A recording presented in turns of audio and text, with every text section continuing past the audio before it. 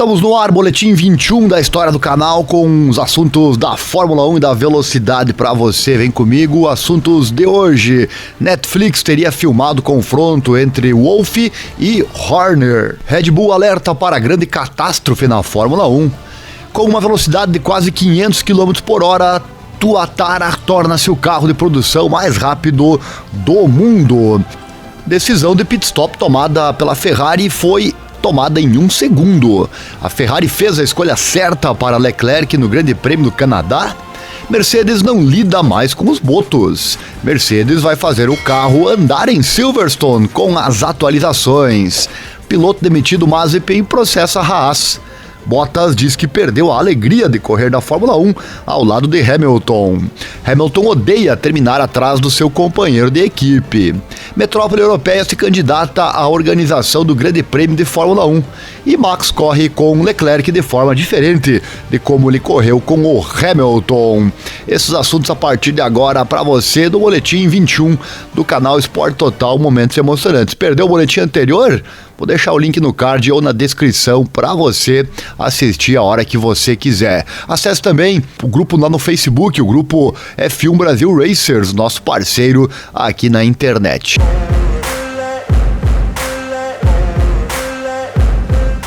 Começar com os assuntos da Fórmula 1. Quero começar então trazendo o carro de produção mais rápido do mundo. Olha só, uma das maiores novidades do ano 2020 foi a suposta corrida de velocidade máxima de 330 milhas por hora ou 531 km por hora do SSC Tuatara. A notícia terminou em meio à controvérsia, pois muitos disseram que havia inconsistências entre as alegações da montadora e o que realmente aconteceu durante essa corrida. No final, o SSC teve que admitir que não conseguiu atingir 330 milhas por hora e em sua próxima tentativa, o Tuatara atingiu uma velocidade máxima de 282,9 milhas por hora. Embora o número não esteja nem perto dos 330, o Tuatara ainda quebrou o recorde anterior de velocidade máxima de 277,9 milhas por hora ou 447 km por hora do Agera RS. Aí a imagem para você desse carro, bonito ele é com certeza, né? A SSC não gostou do resultado e levou o Tuatara de volta à pista para mais uma tentativa. O resultado foi mais do que satisfatório, já que o supercarro se aproximou ainda mais da marca de 300 milhas por hora ou 482 km por hora.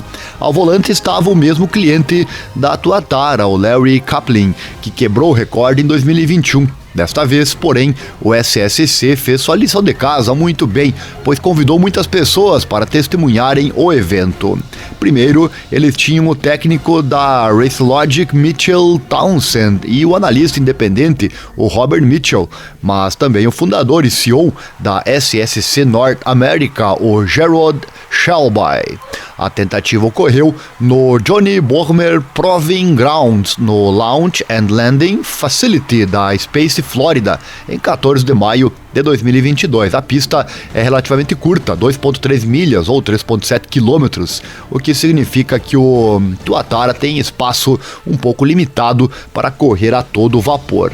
E claramente no vídeo dá para perceber que faltou pista para ele. O SSC Tuatara foi capaz de atingir a velocidade máxima de 474,8 km por hora, tornando-se oficialmente o veículo de produção mais rápido do mundo. O recorde foi registrado pela Racelogic com sistemas V-Box GNSS duplos a bordo do Tuatara, mas também com uma unidade GPS Life Racing para aquisição de dados adicionais. Parece que o SSC queria ter certeza que desta vez o registro será oficial. O CEO da empresa, o Gerald Shelby, tem certeza de que se houvesse mais pista, o carro poderia ter atingido uma velocidade máxima mais alta. E isso realmente dá para perceber, como eu disse no vídeo, que eu vou deixar claro para você. Não posso pôr aqui por questões de direito autoral, mas no link aqui na descrição ou lá no nosso site informatudo.com.br/esportes, depois em Automobilismo News você encontra o vídeo com o carro chegando então nessa incrível velocidade. Abre aspas, acho que esse carro é um carro 300 o dia todo. A pura aceleração nesses números altos acima de 250, 260, mesmo nos 280 milhas, é de longe o carro mais rápido que eu já vi. A aceleração está lá, a extremidade superior está lá, e acredito que este é o único carro que conheço agora que pode ser verificado rodando a 300 milhas ou 482 km por hora, especialmente em uma distância tão curta, palavras do Robert Mitchell. Embora o Tuatara possa ter acabado de ganhar o título de carro mais rápido do mundo, provavelmente não desfrutará da coroa por muito tempo. A Bugatti já anunciou que uma versão modificada do Chiron atingiu uma velocidade máxima de 304,7 milhas por hora ou 490 km por hora, enquanto a Hennessey também está preparando o Venom F5 para ultrapassar 300 milhas por hora também. Sem mencionar que a Koenigsegg também afirma que seu mais recente Jesko Absolute pode atingir 330 milhas por hora. Como lembrete, o SSC Tuatara é movido por um motor V8 Twin Turbo de 5,9 litros que oferece 1.350 cavalos de potência com gasolina de 91 octanas ou 1.750 cavalos quando alimentado com combustível E85 Flex. Enquanto a velocidade máxima acaba de ser fixada em 295 milhas por hora, o tempo de sprint de 0 a 60 milhas por hora ainda não foi divulgado. Acredita-se que ele seja capaz de atingir o benchmark na faixa de 2,5 segundos. Que loucura, né? Tá aí o carro de produção mais rápido do mundo. Não perca o vídeo, link na descrição para você. Agora sim, falando da Fórmula 1, duelos entre Verstappen e Hamilton tornaram-se intensos, às vezes na última temporada, com contato entre os dois em várias ocasiões, com o piloto da Red Bull recebendo críticas em particular pelas distâncias que às vezes ele fazia para manter a posição contra Hamilton. A luta pelo título foi até a última volta em Abu Dhabi, com o holandês quebrando a série de 4 campeonatos mundiais seguidos pelo piloto da Mercedes em circunstâncias dramáticas e controversas. Mas as corridas entre Verstappen e Leclerc, que tiveram uma rivalidade entre si durante seus dias de kart, foram totalmente limpas este ano até agora, quando eles lutaram por uma posição. E isso pode se resumir a vários fatores, incluindo Verstappen conquistando o título mundial. Além de ele e Leclerc serem pares de longa data, de acordo com Shandhook, ex-piloto da Lotus e da HRT. Ele fala: nós conversamos sobre isso, eu acho, depois da Arábia Saudita. Ainda acredito que ele realmente corre com Leclerc de maneira diferente de como competiu com Lewis no ano passado, porque acho que ele estava tentando se estabelecer contra o Lewis, certo? O Shandhook disse isso em entrevista à Sky F1. E ele seguiu: você sabe, Lewis era o titular, o rei do castelo, e Max teve que vir, ou sentiu que tinha que vir basicamente para destroná-lo e esticar um pouco mais os cotovelos, enquanto com Leclerc eles cresceram como colegas, e eu sinto que Max não sente que precisa necessariamente, você sabe, derrubá-lo desse pedestal efetivamente. Ele vê Leclerc como alguém com quem ele correu desde que eram crianças e, portanto, há menos cotovelos para fora na maneira como eles correm um com o outro, e é mais limpo. Eles dão mais espaço um para o outro e talvez parte disso seja a maturidade e ter esse campeonato mundial, mas acho que há uma mudança na mentalidade, com certeza, fecha aspas, concluiu ele. Verstappen atualmente lidera Leclerc no campeonato mundial, tendo conquistado 5 vitórias nesse período. No fim do boletim vou trazer a classificação do campeonato da Fórmula 1 para você. Lembrando que final de semana tem corrida lá em Silverstone, que foi palco de um dos embates entre ambos, né, entre Verstappen e Hamilton no ano passado. Só que esse não terminou bem para justamente o Max Verstappen. E o piloto da Ferrari não descartou suas chances de voltar à luta, no entanto, dizendo que 2 vitórias na corrida o colocarão de volta à caçada. E a Fórmula 1 corre na Espanha há anos, mas a última vez que um grande prêmio foi realizado em Madrid foi lá em 1981, no circuito Permanente del Jarama. Depois disso, o circo da Fórmula 1 mudou-se para Jerez, para correr no circuito de Barcelona-Catalunha de 1991 até os dias atuais. Agora, Madrid quer voltar ao calendário. Uma carta oficial do ministro local, Henrique Lopes, ao CEO da Fórmula 1, Stefano Domenicali, expressou interesse em sediar a corrida. Olha só, de acordo com Lopes, Madrid tem uma rede de transporte eficiente, atrações turísticas de primeira classe, hotéis mais do que suficientes e oportunidades comerciais suficientes devido à liberdade de horário de funcionamento. O mais importante, segundo o ministro da capital espanhola, nas palavras dele, é que os madrilenhos que são muito abertos e acolhem todos os visitantes. Ainda não há planos para sediar um grande prêmio em Madrid, embora seja óbvio que as corridas serão retomadas em Jarama. O circuito relativamente curto, que tem 3.404 metros, tem a maioria das instalações, mas ainda não há certificado de grau 1 da FIA, o que é necessário antes da Fórmula 1 entrar em ação. Embora os planos não sejam concretos, Lopes diz que eles estão prontos para uma chegada da Fórmula 1 a Madrid. Os próximos anos serão difíceis para a cidade espanhola, no entanto, já que Barcelona tem um contrato para sediar GPs até 2026. Não é comum ter duas corridas em um país relativamente pequeno ao mesmo tempo, especialmente agora que a procura é grande. Muitos países estão buscando correr na Fórmula 1, mas é uma candidata, né? Será que um dia vira realidade? Só o tempo dirá. Madrid, então, se colocando como candidata a receber um GP de Fórmula 1. E o Hamilton e os seus companheiros de equipe? Vamos lá com esse assunto, olha só, bem interessante. Quem acha isso é o ex-colega de Hamilton, o Nico Rosberg, de que o Hamilton odeia ficar atrás do companheiro de equipe. Russell terminou em quarto no Canadá, atrás de Hamilton. Apesar disso, ele tem vantagem sobre o heptacampeão mundial na classificação. O Rosberg disse a Sky Sports, abre aspas, George está fazendo um trabalho fenomenal, com um carro muito difícil de pilotar. É brilhante como ele é tão consistente, não comete erros e sempre tira o máximo proveito do carro. O ex-piloto da Mercedes também está impressionado com a escolha no sábado, quando o Russell mudou para os pneus slick. Ele diz, normalmente você gostaria de ter calma e estar em P4, P5, mas George estava pensando apenas na pole position, isso foi fantástico. E Hamilton está atualmente por trás dos fatos na batalha interna da Mercedes. Rosberg atribuiu isso principalmente à falta de sorte. Ele disse, Lewis está realmente dando seu melhor, mas acabou de ter uma temporada muito infeliz. Ele teve um fim de semana normal no Canadá novamente e teve um ótimo desempenho novamente. A dupla de pilotos é, portanto, muito forte, mas é preciso lembrar que Lewis odeia terminar atrás do seu companheiro de equipe. Ele ficará muito motivado, fecha aspas.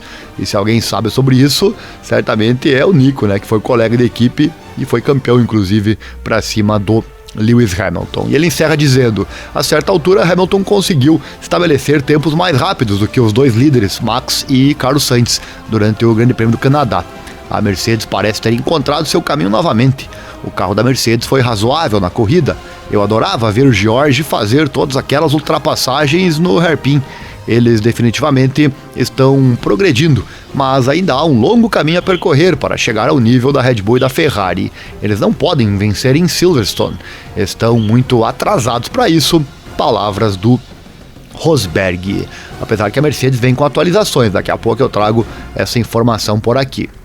E sobre ser colega da equipe, o Bottas também deu uma declaração interessante. Olha só, o finlandês saltou de paraquedas para substituir o campeão mundial de 2016, Rosberg, para a temporada seguinte, em 2017, com o ex-piloto da Williams assumindo o segundo lugar da Mercedes. Bottas explicou que ele havia entrado nessas temporadas iniciais com a mentalidade de desafiar o campeonato de pilotos e conquistou 3 vitórias a caminho do terceiro lugar geral em 2017. No entanto, sua temporada 2018 viu uma queda na forma quando ele caiu para o 5º lugar geral sem vitórias, no mesmo ano em que Hamilton derrotou o Vettel para conquistar a glória do título. A dificuldade de correr ao lado de Hamilton quase fez com que Bottas se afastasse do esporte, olha só, com o finlandês revelando que estava em um lugar sombrio no momento em que suas 2 primeiras temporadas ao lado de Hamilton terminaram. Confira aí, as declarações dele são realmente fortes, né? O Bottas realmente passou, segundo as suas palavras, momentos não muito agradáveis com a sua cabeça ao lado do Lewis Hamilton. Ele disse ao podcast da Motorsport Magazine, olha só, no fim de 2018 quase parei, estava tão perto. só pelo fato de que não consegui entender e aceitar o fato de que não consegui vencer Lewis naqueles 2 anos. Coloquei muita pressão em mim mesmo. No final de 2018, especialmente quando comecei a ter o papel de suporte na equipe, realmente não aguentei. Lutei muito, isso não foi divertido. As últimas 4 ou 5 corridas de 2018 foram mais dolorosas, porque você deveria curtir a Fórmula 1, e é muito legal, mas não foi nada disso. Então eu tive uma boa pausa entre as 2 temporadas e realmente tive que pensar nas coisas, palavras do Bottas. E diante das críticas da mídia, com sua confiança sendo prejudicada, Bottas disse que não sentia prazer em correr naquele momento. Ele falou: a mente humana é estranha de uma forma que às vezes você encontra em lugares escuros. Você perde a alegria nas coisas, e eu perdi completamente a alegria da Fórmula 1 e de correr na F1. Eu estava quase com raiva na F1. É estranho, mas eu só precisava de um tempo de folga e pensar no quadro geral. E então percebi que, ok, é realmente um esporte muito legal e ainda tenho grandes oportunidades pela frente. Então eu seria tolo se não os tomasse. Decidi fazer uma pausa na América do Sul, em algum lugar, e tentar não pensar na Fórmula 1 e apenas tentar encontrar a vontade, a alegria para o esporte e a motivação. Encontrei, foi como um clique. Provavelmente em meados de janeiro decidi, ok, vamos fazer isso, eu ainda posso fazer isso. Então consegui me recompor e encontrei a alegria de pilotar novamente. E imediatamente os resultados foram muito melhores do que em 2018. 2019 foi provavelmente minha melhor temporada até agora, especialmente contra a Lewis. Ganhei algumas corridas e especialmente até a metade da temporada. Às vezes até liderava o campeonato. Então foi um ano muito, muito forte, mas apenas a consistência e as performances de Lewis no geral durante toda a temporada eu não poderia corresponder, disse o Bottas. Para ver como muitas vezes não é o que parece, né? Quando ou com relação a um piloto e outro na mesma equipe, né? E agora correndo com a Alfa Romeo e afirmando que ele redescobriu seu amor pelas corridas nos anos desde seu ponto baixo, Bottas disse que a personalidade dominante e as performances de Hamilton significaram que ele nunca foi capaz de atingir as metas que ele estabeleceu para si mesmo durante as corridas para a equipe baseada em Brackley. Bottas disse: Lewis fazia parte da Mercedes há muito tempo. Como piloto e como pessoa da equipe, ele é a pessoa dominante, então é muito difícil dar um passo à frente, e eu nunca pude realmente dar um passo da maneira que eu queria ao lado do Lewis, porque a equipe estava tão unida, e ele é Lewis, então é como se todo mundo olhasse para ele quase, então é assim que vai, palavras do Valtteri. E tendo sido promovido da equipe do meio-campo da Williams a curto prazo, lá no final de 2016, Bottas disse que nunca sentiu que a progressão para a Mercedes tivesse ocorrido muito cedo na sua carreira. Ele encerrou dizendo: foi um desafio, mas eu estava definitivamente pronto para isso. A única coisa que eu estava pensando quando entrei para a equipe foi que agora, este ano, quero ganhar o campeonato. Assim foi minha atitude. Acho que foi muito duro comigo, mesmo porque não aconteceu. Eu fiquei tipo, ok, vou tentar o próximo ano, ainda mais. Não aconteceu. Portanto, não foi realmente fácil aceitar a situação de que não é tão fácil vencer Lewis quando ele está em seu desempenho máximo. Agora, quando olho para trás, foi uma ótima escola para mim, de uma forma que aprendi muito sobre mim, às vezes para me dar um pouco mais de controle e, de certa forma, não ser muito duro em algumas coisas. Estou muito, muito feliz por ter acontecido. Palavras do Bottas. E com essa declaração você entendeu, né, o que ele quis dizer. Ficamos aí meio na dúvida se a principal dificuldade do Bottas foi o grande talento de Hamilton ou pela obscuridade também citada aí na Mercedes. Deixe aí sua opinião nos comentários. Será um prazer debater com você. Haja visto que o Rosberg também deu a sua declaração sobre ser segundo piloto do Lewis Hamilton, né? Você pode pensar muitas vezes, o piloto vai lá correr na Fórmula 1 por puro prazer, mas claro que não, né? Eles querem vencer, eles querem vitórias e títulos, e não foi diferente para o sentimental Bottas. E olha essa, o russo Mazepin foi demitido da equipe Haas antes do início da temporada, depois que a equipe demitiu a patrocinadora do título, a Uralkali, uma empresa na qual seu pai, Dmitry, tem participação após a invasão da Rússia à Ucrânia. Ele foi substituído pelo piloto Kevin Magnussen, que garantiu um P5 em sua primeira corrida lá no Bahrein. mas tem que ser dito também que o carro veio bem melhor do que era no ano passado, né? E Mazepin, porém, criticou a decisão, culpando a cultura do cancelamento por sua demissão, ao mesmo tempo em que disse que os valores da Fórmula 1 precisam ser avaliados. Agora, o piloto de 23 anos disse que está levando seu ex-time ao tribunal, alegando salários não pagos, olha só. Ele escreveu na internet, abre aspas, no término do contrato, a Haas tinha uma dívida salarial comigo para este ano. E eles ainda não pagaram. Parece-me que o empregador deveria ao menos compensar o salário até o momento da rescisão e provavelmente pagar algumas verbas rescisórias. E quando o mundo inteiro te chuta em algum lugar, isso provavelmente está errado. Mas essa é apenas a minha opinião.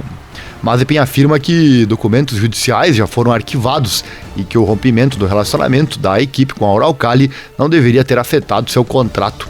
Ele falou também, deu entrevista ao site russo championnet.com. E ele disse, olha só, estou apenas falando do fato de que as obrigações contratuais não foram cumpridas. Esse é um. Você também tem que entender que tínhamos 2 contratos independentes e a quebra do acordo com o patrocinador principal, Uralkali, não teve impacto direto no meu futuro na equipe, ou seja, eles tomaram 2 decisões separadas. Eu não vi meu dinheiro, é por isso que vamos para o tribunal. Esta é a minha história pessoal. Os documentos já foram arquivados na justiça, disse então o Mazepin, olha só, né? E Mazepin também declarou seu desejo de retornar à Fórmula 1 em algum momento no futuro. Falando em abril, ele disse que espera voltar ao esporte, mas também está aberto a outras competições caso isso não aconteça. Ele encerrou dizendo, olha só, essa parte aqui ele disse à agência de notícias RIA Novosti em um comunicado. Minha carreira agora está em hiato, mas estou envolvido no automobilismo há 18 anos e não tenho intenção de deixá-lo. Estou me mantendo em forma e espero voltar à Fórmula 1. Se não der certo, vou considerar outras opções. Por exemplo, estou interessado em correr no deserto. O Dakar é possível, assim como o Rally da Rota da Seda. Palavras dele. Este Rally aí, Rota da Seda, é um evento realizado lá na Rússia e também na Mongólia. Lembrando que no boletim anterior falamos já do Mazepin que criticou o Schumacher, né? O Mick Schumacher. Já deixei o link no card e acesse lá e verifique. Trocando de assunto, falar então das atualizações da Mercedes para Silverstone. Olha só, a Mercedes apresentará novas peças para seu W13 no Grande Prêmio da Grã-Bretanha da próxima semana, como parte dos seus esforços sustentados para empurrar seu carro para frente. O GP do Canadá do fim de semana passado, onde Lewis Hamilton e George Russell terminaram respectivamente em terceiro e quarto, o resultado inverso de Baku sugeriu que a equipe de Brackley está progredindo na resolução dos complicados problemas aerodinâmicos que afetam seu carro de 2022. Não foi no fim de semana passado, e sim retrasado, né? Você sabe. Embora Silverstone tenha sido um campo de caça de muito sucesso para a Mercedes nos últimos 9 anos, com a equipe alemã vencendo todas, exceto uma corrida na pista durante esse período, o chefe da equipe, Toto Wolff, estava mantendo as expectativas sob controle ao olhar para o evento no último fim de semana lá em Montreal. E o diretor técnico da Mercedes, o Mike Elliott, também está incentivando todos a manterem os pés no chão em relação às perspectivas da equipe, embora suas equipes não estejam poupando esforços para melhorar sua flecha de prata. Ele disse, uma coisa que você pode ter certeza é que vamos nos esforçar o máximo que pudermos. Ele explicou isso no debriefing pós-corrida lá no canal do YouTube da Mercedes. Ele falou, vamos trazer novas peças para Silverstone, tentaremos empurrar o carro para frente, tentando obter algum ritmo do carro que temos ou do pacote que temos, bem como as novas peças que vamos adicionar a ele. Acho que ao mesmo tempo temos que ser honestos conosco e dizer que no momento estamos um pouco atrás dos pilotos da Ferrari e da Red Bull. E em uma corrida normal, acho que vai ser forte. E a Mercedes acredita que agora tem um controle firme sobre seus problemas, mas manter seu carro a milímetros do chão para explorar seu efeito solo ainda está produzindo saltos, olha só. Mas Elliott antecipa que o layout e a superfície de Silverstone se adequarão ao seu W13 de forma melhor. Ele encerrou dizendo, acho que Silverstone será um circuito que nos convém um pouco melhor. como o Barcelona fez, mas talvez seja um pouco difícil. Aconteça o que acontecer, vamos dar o máximo que pudermos. Nossos pilotos vão dar o máximo que pudermos porque queremos voltar a vencer.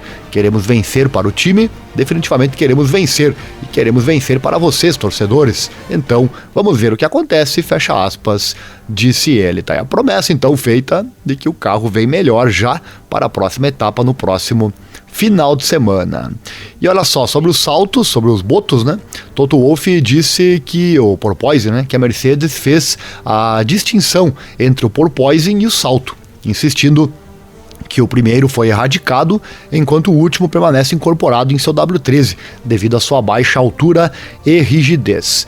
Quando os carros de nova geração da Fórmula 1 foram lançados nos testes de pré-temporada, após mudanças nos regulamentos técnicos do esporte, o porpoising, ou movimento vertical de alta frequência de carros em alta velocidade, gerado por sua aerodinâmica do efeito solo, era um fenômeno generalizado.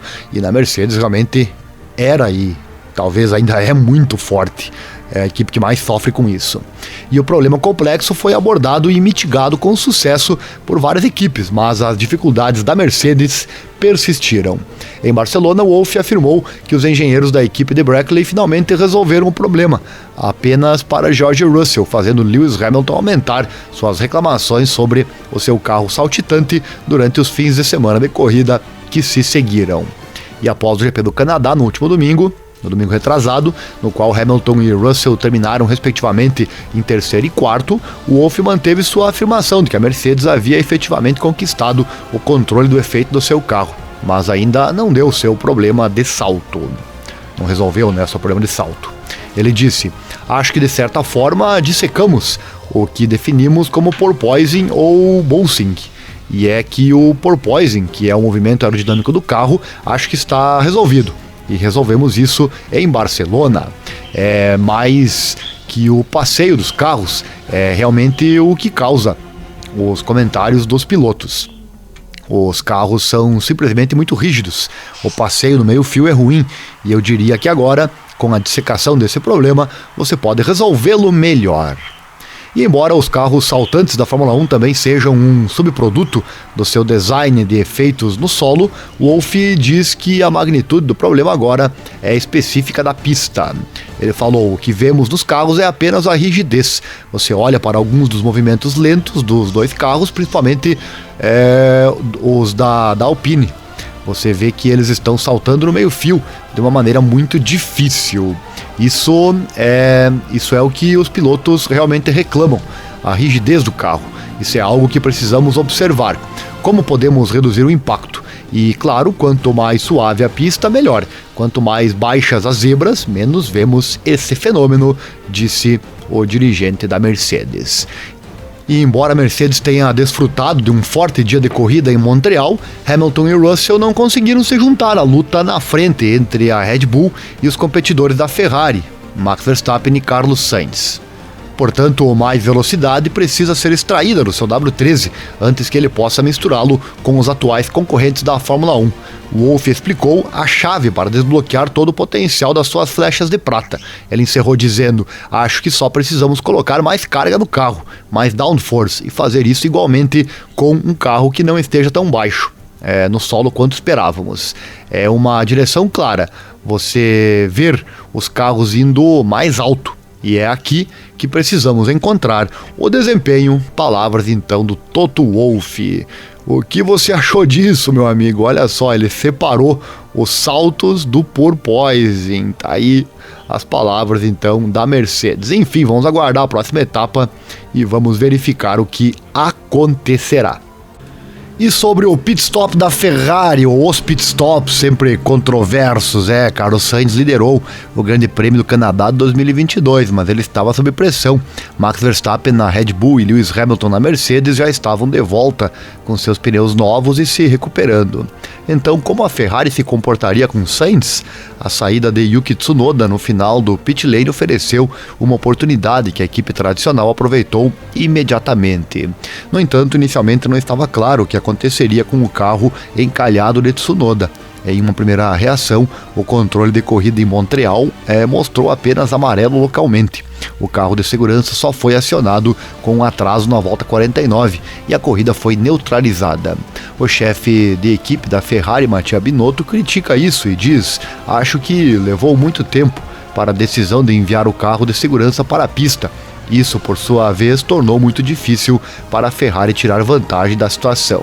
E ele segue: "O carro de segurança veio quando Carlos estava no final da longa reta antes da última curva." O Binotto então explica, né? E sua equipe, portanto, tinha pouco espaço de manobra, mas reagiu muito bem, nas palavras dele. Porque Sainz imediatamente entrou no box para trocar os pneus. E Binotto fala: "Acho que só tivemos um segundo para fazer isso e reagimos neste segundo. Sem essa boa reação, Carlos teria entrado em uma situação muito ruim. E isso também mostra que precisamos de boas decisões do controle de corrida." Palavras do chefe da Ferrari. No entanto, como Sainz colocou pneus novos e duros novamente durante a fase amarela, ele conseguiu colocar Verstappen sob pressão novamente na fase final da corrida, embora sem chance de ultrapassar. No final, o piloto da Ferrari ficou em segundo lugar. E antes da fase do safety car, no entanto, a Ferrari já havia se despedido de sua chance de vencer, pelo menos mentalmente. Sainz provavelmente teria sido deixado na pista, onde teria que se defender de Verstappen e de Hamilton com pneus velhos, olha só, abre aspas, e isso teria sido muito apertado. Se ele tivesse que se defender, teria que ser muito rápido, pelo menos na faixa de 1:17.4 ou 1:17.3. Então, consideramos ficar de fora ou enfrentar o Lewis, palavras do Binotto. E em última análise, a fase do carro de segurança caiu no colo da Ferrari e a decisão foi óbvia. Binotto diz: "É difícil dizer como a corrida teria sido sem a fase final do safety car. Pelo menos Verstappen provavelmente teria interceptado o Sainz." Para ver como é uma corrida, né? Às vezes a sorte vem e às vezes a decisão precisa ser acertada, principalmente na estratégia do pit stop. E será que a Ferrari fez a escolha certa para Leclerc? Bom, a volta de Charles Leclerc para terminar em quinto lugar depois de largar da última fila do Grande Prêmio do Canadá é um bom resultado para a Ferrari, com certeza, né? Haja visto de onde veio, né, o Leclerc. Ninguém duvida do desempenho do piloto monegasco, que conseguiu fazer um retorno difícil. Será que a Ferrari fez então as escolhas certas e poderia ter havido mais para Leclerc? O jornalista europeu Franco Nugnes escreveu o seguinte: "Se pegarmos a tabela das velocidades máximas registradas, é inegável que o F175 foi claramente o carro mais rápido na reta.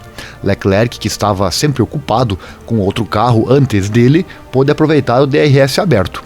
Sua velocidade máxima foi de 342,7 km/h, enquanto o vencedor da corrida, Max Verstappen, da Red Bull, não ultrapassou os 332 km/h. E alguns pensaram que a Ferrari apareceu no Canadá com motores ligeiramente enfraquecidos para evitar problemas de confiabilidade após as quebras de Leclerc na Espanha e no Azerbaijão, mas, de acordo com Mattia Binotto, não foi esse o caso. Abre aspas, "Não, estávamos com força total, não esperávamos o que aconteceu em Baku. Agora introduzimos 2 novas unidades de energia para Leclerc, então teremos um pouco mais de espaço para respirar", palavras do Binotto pós-corrida. E o jornalista se pergunta por que Leclerc teve problemas para ultrapassar Esteban Ocon. Ele fala: "O problema não era aerodinâmico, embora o F175 gere um pouco menos de carga vinda das asas. Isso acontece porque a forma oca ajuda a adicionar força descendente, a força descendente produzida pelos canais de Venturi sob o piso. Mas é sobre a parte elétrica da fonte de energia", disse ele. E nós já falamos sobre esses canais de Venturi no boletim 17 aqui no canal. Vou deixar o link no card ou na descrição para você. E o jornalista segue: "A Ferrari estava ciente de que Leclerc teria que fazer uma série de ultrapassagens e a equipe tentou dar a ele um carro que lhe permitisse frear tarde, sem pensar que ele sempre perderia a curva. A equipe confiou nas qualidades usuais do carro da Ferrari, que usa um turbo menor que empurra o MGU-H para baixas rotações, para que o carro nunca funcione na velocidade máxima permitida." E o jornalista continua: "O efeito alcançado teria sido que Leclerc atingiria a velocidade máxima, mas ele alcançou isso mais tarde do que o habitual, onde as qualidades do motor deveriam ter sido melhores. Em Silverstone, veremos o carro da Ferrari engolir o asfalto novamente enquanto acelera na curva", fechou ele. E a Fórmula 1 é realmente repleta de detalhes, né? E quem os ajusta melhor, com certeza, vence mais corridas. E a Netflix, será que filmou então o confronto entre Wolff e Horner? Esse é o assunto que eu trago agora para você. Olha só, o debate em torno do porpoising retumbou no Grande Prêmio do Canadá, após uma diretriz técnica divulgada pela FIA, estabelecendo suas intenções de monitorar esse fenômeno de salto e garantir que os carros estivessem rodando em uma configuração segura. Vários pilotos pediram a intervenção da FIA depois de sofrerem muito com os saltos no Grande Prêmio do Azerbaijão. É seguro dizer que no Canadá, o Wolff foi o mais duro em suas palavras em relação a seus colegas chefes de equipe, chamando-os para, em sua opinião, jogar jogos políticos. E houve conversas de protesto com várias equipes supostamente suspeitas de um novo piso que a Mercedes lançou em Montreal, apenas alguns dias após a emissão da diretiva técnica. Ele disse: "Este é um esporte em que você está tentando manter uma vantagem competitiva ou ganhá-la, mas essa situação claramente foi longe demais." Palavras do furioso Wolff ao motorsport.com. E ele segue: "Todos os pilotos, pelo menos um em cada equipe, disseram que estavam com dor depois de Baku, que tiveram dificuldades em manter o carro na pista ou visão turva. Os chefes das equipes tentando manipular o que está sendo dito para manter a vantagem competitiva e tentar jogar os jogos políticos quando a FIA tenta encontrar uma solução rápida, pelo menos para colocar os carros em uma posição melhor. É falso." E foi isso que eu disse. Não estou falando apenas da Mercedes, todos os carros sofreram de uma forma ou de outra em Baku. E ainda sofrem aqui. Os carros são muito rígidos, os carros saltam, ou o que você quiser chamar. Temos efeitos de longo prazo que nem podemos julgar, mas a qualquer momento isso é um risco de segurança, e em seguida apresentar pequenas manipulações em segundo plano, ou sussurros chineses, ou informar os pilotos é lamentável, fecha aspas. E esses comentários vieram após uma reunião dos chefes de equipe no Canadá, onde Wolff e Horner teriam entrado em conflito, e agora está sendo amplamente divulgado que as câmeras da Netflix estavam lá e observaram tudo, olha só. Portanto, todos devemos ver exatamente o que aconteceu, desde que a Netflix decida que fará o corte para sua nova temporada de Drive to Survive.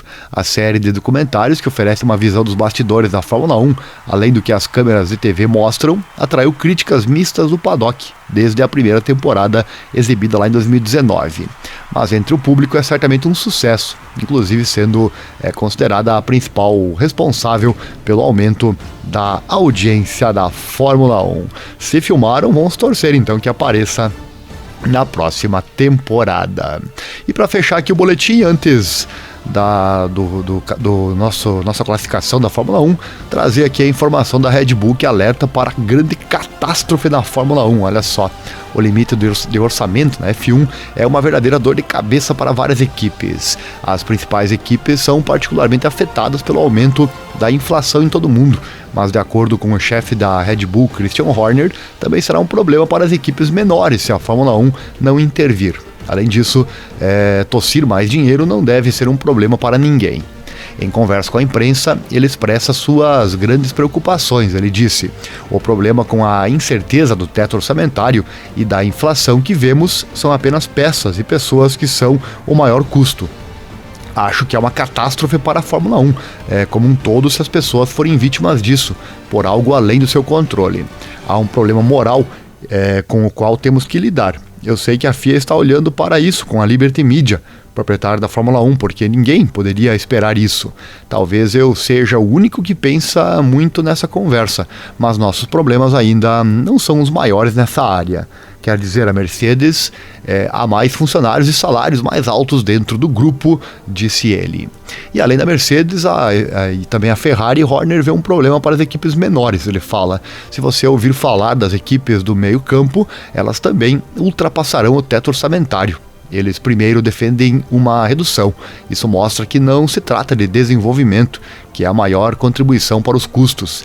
É o custo da corrida. com o frete, com os custos de energia e com a demanda de peças. Os custos mundiais explodiram nos últimos meses, o que pode se tornar então um grande problema para o transporte global do circo da Fórmula 1. Fica então o alerta do Christian Horner. E de acordo com a Red Bull, é preocupante que as penalidades por violar o teto orçamentário variem muito. Ele encerra dizendo: se você quebrar o teto em 5%, as penalidades estão em algum lugar entre um tapa nos dedos e a desqualificação. Você não sabe onde está, então. Acho que temos que usar o bom senso aqui. A situação pode ficar muito pior, disse ele. E além disso, de acordo com o chefe da equipe britânica, há dinheiro mais do que suficiente no mundo da Fórmula 1. Ele fala: estamos vendo as vendas continuarem a aumentar com os novos negócios da Fórmula 1. Mesmo a última equipe do campeonato de construtores pode pagar mais de 50% dos seus custos com receitas dentro do esporte. Então sim, o volume de negócios nunca foi tão alto, não é um problema de caixa. O problema está relacionado à contabilidade, palavras do Christian Horner. E você, o que acha disso? Será que a questão do teto orçamentário vai causar realmente uma grande catástrofe na Fórmula 1, como alerta o chefe da Red Bull? Fica a pergunta, aguardamos o seu comentário. Para fechar então nosso boletim de hoje, trazer a classificação do campeonato antes da etapa que acontece no próximo fim de semana lá em Silverstone. O Max Verstappen lidera o campeonato com 175 pontos, o Max da Red Bull, seguido pelo Sérgio Pérez também da Red Bull com 129 pontos. Olha o Sérgio Pérez aí na briga. Charles Leclerc é o terceiro da Ferrari com 126 e o George Russell é o quarto da Mercedes com 111. Carlos Sainz da Ferrari é o quinto, 102, e o Hamilton é o sexto da Mercedes com 77. Nos construtores, Red Bull Racing 304 pontos, lidera.